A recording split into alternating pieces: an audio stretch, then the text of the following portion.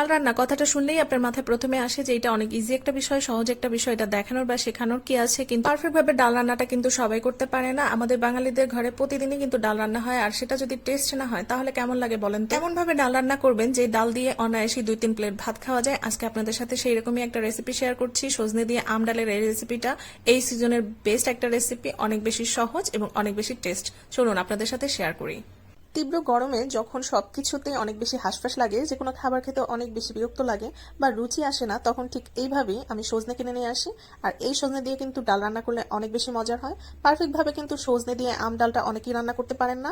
নতুন রাঁধুনির জন্য আজকে হয়তো আমার রেসিপিটা অনেক বেশি কাজে লাগবে। চলুন আজকে আপনাদের সাথে শেয়ার করছি কিভাবে আমি সজনে দিয়ে পারফেক্ট ভাবে আম ডালটা রান্না করি। নিয়ে নিলাম 1/3 কাপ মসুর ডাল, 1/3 কাপ মুগ ডাল এবং 1/3 কাপ বুটের ডাল। এখন আমি সবগুলোকে খুব সুন্দরভাবে লো আছে বাদামি করে ভেজে নেব। আঁচটা লো রেখে ডালগুলোকে ভেজে নিয়েছি। এরপর এখানে দিয়ে দিচ্ছি গরম পানি। গরম পানি দিয়ে 10 মিনিট রেখে দেবো, এতে করে কিন্তু ডালটা অনেকটাই সফট হয়ে যাবে। এরপরে কিন্তু পরিষ্কার করে নেব। ডালগুলো প্রথমে আমি সেদ্ধ করে নিব, এজন্য হচ্ছে ডালগুলো পরিষ্কার করে আমি একটা প্রেসার কুকারে দিয়ে দিচ্ছি। এখানে দিয়ে দিব হচ্ছে সামান্য পরিমাণে লবণ এবং দিয়ে দিব কিছু পরিমাণে হলুদ। ডালের সাথে হলুদ ও লবণ মিক্স করে এরপর আমি এটা সেদ্ধ হতে দিব। প্রায় 5 থেকে 7টা শিশ আসলেই আমার ডালটা পারফেক্ট ভাবে সেদ্ধ হয়ে যাবে।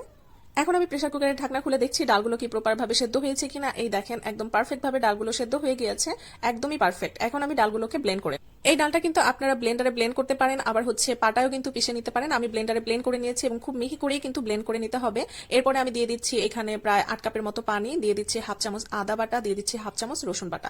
এখন খুব সুন্দরভাবে পানির সাথে ডালগুলোকে মিশিয়ে নিচ্ছি যেন কোথাও কোনো দলা বেঁধে না থাকে। ডাল পানির সাথে খুব ভালোভাবে মিক্স করার পর আমি চুলার আঁচটা অন করে দিয়েছি। এরপরে আমি এখানে দিয়ে দিচ্ছি কেটে রাখা সেই সজনেগুলো এবং দিয়ে দিচ্ছি কিছু আম।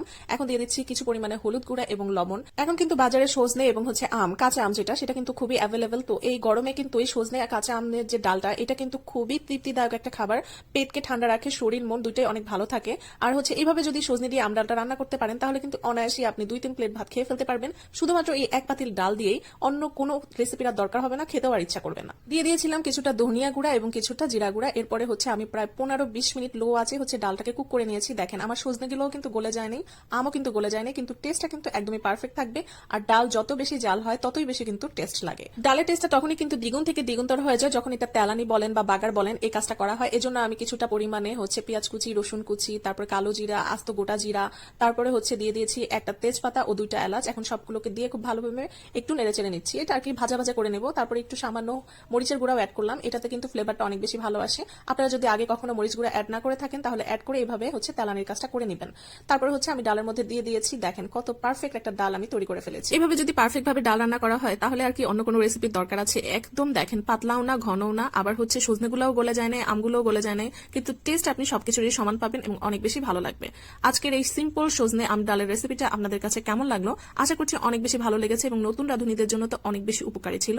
যদি ভালো লেগে থাকে তাহলে কিন্তু আমার ভিডিওটা একটা শেয়ার করে দিবেন, আর পাশে থেকে লাইক, কমেন্ট এবং শেয়ার করবেন। ধন্যবাদ সবাইকে, ভালো থাকবেন অনেক বেশি। আল্লাহ হাফেজ সবাইকে।